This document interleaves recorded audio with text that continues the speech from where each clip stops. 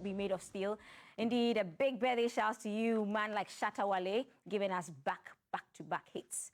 And that's how we enter our next segment, where our conversation is on education. So there's going to be a 3-day conference. It's going to be in Ghana. This is the 4th edition. So the ADEA Triennial 2025 is going to be hosted in Accra from October 29 to 31. And this conference is Africa's leading education forum, which unites over 1,000 stakeholders to address learning poverty, where 80% of African children cannot read by age 10. In studio, I have the executive secretary from ADEA, Mr. Albert Nsengiyumva, and he's here to tell us all about this conference and what to expect. Greetings. Welcome to our studio. Welcome to Accra. How are you? I'm doing very well, as usual. Whenever I'm here in Accra, I really appreciate the hospitality. Okay. And I would like to take the opportunity to extend my gratitude to the Minister of Education that has always been keen and facilitating our visit here. Okay, it's a pleasure. Okay, so for people who are watching us for the first time and who are hearing about ADEA, what is ADEA? Is it a short form for something? What is it? Please tell us. ADEA is the Association for the Development of Education in Africa and has been around for now 36, 37 years. It was initiated as a facility to help coordinate donor intervention in education in Africa. Okay. And then at some point it turned to become a platform for policy dialogue on education and training matter on the continent. And ADEA is currently hosted by the African Development Bank in Abidjan as a secretariat. And then we have several inter-country quality nodes across the continent.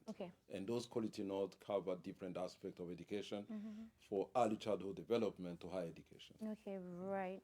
So when we say learning poverty, educate us. What is learning poverty? That's a very important point. As per the World Bank, there are 2 ways of approaching learning poverty. First of all, learning poverty is associated with learning outcomes. Our children learning, actually. But secondly, our children in classrooms, because those are the 2 major issues that we look at. First is to make sure that the learning is of quality, and therefore connecting to the learning outcome. The second, as we all know, we are facing a crisis of out-of-school children.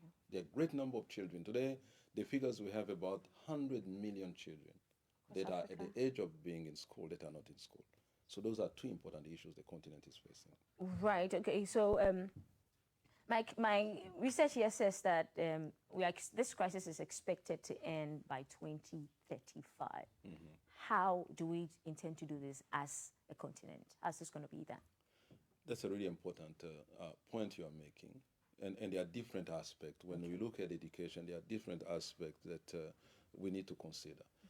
More critically, the issue is capacity to raise leadership in education. Leadership, like any other sector under development, is so important. So one of the issues that we look at and will be raised during next year now is how to promote effective school leadership. Because learning is taking place in a school, in the classrooms. How do we make sure that all these that are required to make sure learning is happening and learning outcome improved are taken? So we look at starting from structured pedagogy, for example, looking at the teacher professional development, looking at the teaching and learning materials, and looking how we assess the learning. Being assessment of learning itself, but also assessment for learning are equally important. So all those things are so critical to make sure that by in another 10 years to come, we are able to move away from learning poverty, as it is. Right. Okay, so for who make up the stakeholders in this regard? Who are stakeholders here? So, of course, the first stakeholders, we're looking at the decision makers from various countries. And we have several ministers that are going to be part of this event to start with. The second, of course, after the decision makers, we have all kinds of experts being because the triennial is covering from early childhood development to higher education. So we have a variety of experts that will be attending, both from countries, but also from a number of organizations, being research organization, advocacy organization that will be part of this. And therefore, we also have development partners that are supporting education and training on the continent. We have private sector representative, and then more generally civil society. So we have a variety of stakeholders. People who are going to be present, right? So what are the key highlights that you're expecting out of this conference? First of all, we have what we call the main sub-theme of this. Whenever we have your pardon? The sub-themes of this conference is about building education, a resilient education system. Right. And what do we mean by that? Resilient, just to give you an example, if you remember a couple of years ago, we faced this crisis of COVID-19. Yeah, 2020. And you know what happened at that time, where the only option was to shut down schools, which was not really the ideal, just because we were not prepared. So what we are saying, now that we have gone through this kind of crisis, should it happen again, how do we make sure that there's a continuity of school? Because we need children in schools. Right. And those touch on a number of things that we need to consider. So early warning, for example, is so important to consider in this perspective. We need to make sure that technology works for the good of education. Right. We need to make sure that parents play their part as well, and so on and so forth. So resilient covers different aspects that we definitely need to consider. But in addition to that, we have 8 sub-themes that will be discussed. Most critical one is around education financing. Yeah. We are living in a time where there's a shrinking of development aid, international aid. I'm sure you are following the news. Yeah, but why is that happening? Education first of all, is supposed to be important, isn't it? Yeah, it's important. Part of the resources that are being used in the education system on the continent come from government as a number one, but also we have a number of partners that are supporting education. This is where we are suffering from. So the resources that were being drawn from partners are getting low, so that's really the shrinking of education facilities. Therefore, countries need to take back their responsibilities in making sure, if education is a priority, how do we make sure that we address this through an inward approach, making sure countries are able to budget appropriately.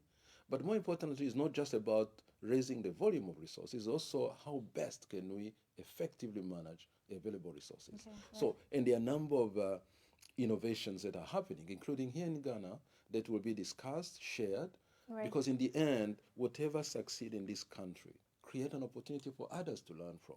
Or anything happening elsewhere could also be a good thing for country to replicate. Right. So those are really some of the examples. So education financing is so important. In addition to that, we're also going to be focusing on foundational learning. As you pointed out, 9 out of 10 children in Africa, on the continent cannot read a simple sentence, which is really a crisis. How do you expect such a child moving up to other level of classes to succeed? So we need to fix foundation. And there are a number of things that are actually happening, because the issue for this particular triennial is not just to talk about the issues, it's also to look into solutions. What are those things that are working, and how are we able to scale them? And we're giving opportunities to a number of the stakeholders to learn from this so that they can be able to improve their own system. Other areas of focus, of course, as always, we look at demand and supply for technical and vocational. We know how this country has been investing in this, but there's still a mismatch from what the private sector, the labor market is looking for, and what we are teaching in classroom, and especially in this technical and vocational school. So how do we create alignment?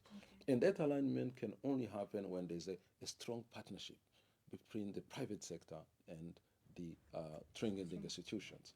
We'll be also looking at a number of cross-cutting issues that are so important. For example, data. We know how important data is. You cannot actually have an informed policy if you don't have accurate data. We'll be talking about technology. We are living in a world where if you don't apply technology, we are lost. So how best, and the best way to start is through education. So we'll be talking about artificial intelligence. People are afraid about what they do, but this is something we're living in a completely new world. How does that inform education delivery? And last but not least, the issue of access, equity, and inclusion. As I said, 100 million children are not in school. That itself is a crisis for the continent. That's a huge number. So Ghana may have its own way of addressing this. Other countries may not. How do we collaborate? How do we create peer learning and knowledge exchange among countries so that we are able to address as a continent such an important issue? So to some of these really issues we discussed. Right. We'll take a quick break. When we come back, Albert, you tell us when the conference is and what to expect, dates and whatnot. The ADEA Triennial 2025, which is the 4th edition, is happening from the 29th of October to the 31st of October. We'll take a quick break. We'll be back shortly. Thank you.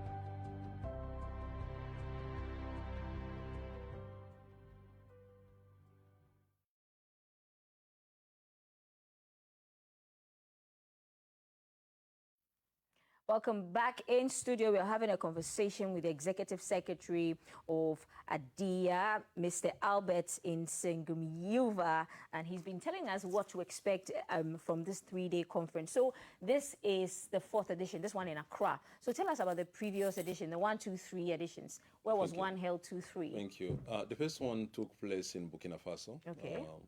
So in 2012. The second took place in Dakar, Senegal, in 2017. Okay. The last one took place in Mauritius, just as we're coming out of the COVID-19 in Mauritius, 2022. So this is the 4th edition. So any edition that we had previously had come up with clear recommendation to inform our strategic plan as ADEA, but also inform other member countries, the strategic plan when it comes to any of these issues that we're discussing here. And there have been some interesting resolutions. Just to give you an example, during the last triennial in Mauritius, the recommendation was to establish a coalition of ministers in support of foundational learning. And this coalition is still going. There's a clear commitment, action plan, and we even developed a platform known as Foundational Learning Exchange that meets once a year. The last one took place in Kigali in November, again, where we came up with a clear roadmap in supporting countries to improve learning outcome, particularly in foundational learning. So using this particular triennial taking place end of this month, there are a number of tools that will be presented, introduced to even support advancing foundational learning. For example, we're looking at a tool that will support countries to raise capacity. You know, one of the issues that we realize in many countries is the capacity to translate policies into actions and get results. So that's really one of the tools that we'll be presenting. It's like a facility known as flights, foundational learning, government-led transformation that will be presented for countries to take advantage. Another tool that we'll be presenting is around strengthening assessment. Assessment is so important. In order to evaluate and be able to tell if learning is taking place and improving, we definitely need to make sure there's a tool that can support that. We have initiative around innovative financing. There are a number of partners and countries that have been working on piloting a few of these innovative tools that would like to be presented and allow other countries to learn from as well. So there are a number of these things that will be happening during the triennial. Right. So who is invited to this conference? So we basically invite country representatives starting from ministers, ministers in charge of education, ministers in charge of technical and vocational education. We invite civil servants from education systems of different countries. We have, as I said, a number of partners that have been supporting education and very much engaged in education, being in foundational learning and other areas. We have several organizations on the continent that promote quality education that will be present. but of course, the private sector representative and the civil society in general. Right. So it's a 3-day event which is beginning on the 29th to the 31st. Can you walk us through some of the activities and events lined up for the conference? The way we structure the triennial, it's always start from what we call side events, you know. And the side events, because the whole idea of the triennial is to reflect the state of education. Okay. From basically some of the concrete things that are happening to improve education. So that's really about the side event. And during the side events, we'll be having, and those side events are basically thematic. So this is the first day, 29th? The state 29. So we have side events made of multiple sessions that will cater for education financing, for example. Some concrete examples of what's happening. So Ghana will be part of that. Ghana has been implementing education outcome fund, for example, as an innovative tool in support of raising resources and using effectively the resources. So that will be some of the sessions. Other sessions will be tackling issues of foundational learning, for example, examples of how to improve assessment, how to introduce teaching at the right level, for example. Those are examples happening. We'll be also having session on school leadership, effective school leadership examples again, or research case studies will be presented during that first day. Then there's going to be plenary session. So moving from those technical related sessions into policy related sessions. So that's really the plenary. So for example, education financing, what country need to do to make sure that they actually take over, you know, the issue of financing education in a way that is actually country owned and efficient. So those are really some of the things that will come. The issue of foundational learning will again, because it's so important, we need to fix foundational before children move up without having really the basics. So that's really what's put emphasis on that. Issue of school leadership will be also discussed. As I said, effective leadership has a clear connection with the learning outcome that we would like to see. And last but not least, as I said, the issue of out of schools, it will be part of the issue of access, equity, and inclusion will also be part of that conversation. Yeah. And lastly, towards the end of the triennial, we'll be having breakout sessions. Basically, is actually the way forward. Following the technical meetings that have happened to learn how things are actually improving, discussing how to scale what worked, having policy implication during the plenary. So how do we move forward from that? So that will be the breakout session, because in the end, we need to come up with a clear roadmap that will actually inform not only ADEA's plan, but also countries' plan accordingly. And so in all of this and doing your research and going around the continent, what has shocked you most about the education system as a continent, as Africa? I think there are multiple things we need to look at. As I said, as always, there are still a great number of challenges because... Biggest being, what's the biggest challenge to you? As you pointed out, learning poverty is the starting point. You know, when you see the number of children that are not able to read and write, that's a big issue, you know. Anything start from that. We definitely need to fix it. Second is actually out-of-school children. We need children in school. That's so important. So that's also a big issue. I also feel like we definitely, as a continent, we need to rethink how to connect the demand and supply of skills. You know, when you look at the great number of young people leaving schools and they are not able to get a job, there's something that is happening. And that's also a great social implications. So how do we create opportunities for these young people to be able to transition from schools and especially technical, vocational, higher education into the labor market? And that does not necessarily suggest that they will get employment. There should also be opportunity for them to create their own jobs. So that's also another big thing that needs to happen during such a time. Of course, I will not actually conclude without looking at the issue of gender. You know, we have a serious issues around females that are not able to enter education, of a number of them being a cultural issue, being a, you know, family-related issues. We need those girls into schools. We need them to evolve in education. So those are some of the critical issues that we believe should actually be discussed, and we should come up with concrete actions moving forward. Right. Thank you very much. Thank you so much. And so in wrapping up, what would you want Ghana to know and our viewers to know in wrapping As up? I said, starting, first of all, is to say we appreciate Ghana. There is a reason why Ghana was chosen to host Why? this event. What's the reason? First of all, there has been continuity and consistency in terms of investing in education in Ghana. Okay, great. And you can see that's really something that we really appreciate. Secondly, some of the issues that are being tackled at a global level, Ghana is already impacting it. And I give examples of education, alternative financing for education. Ghana has been testing a number of these issues, which is really right.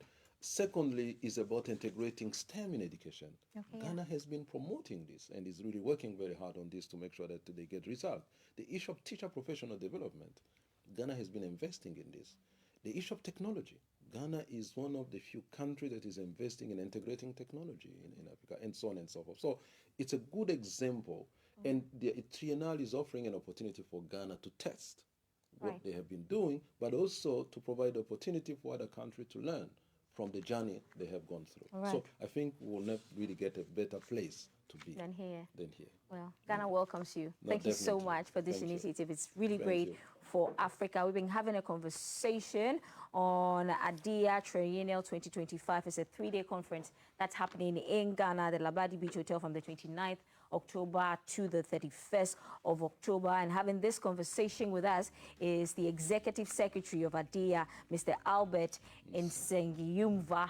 And this is where we take a break. We'll come back. There's more on this show. Thank you very much, Albert, for coming. Thank you so much. Thanks a lot. Huh? Great to be here. Yeah. Thank you.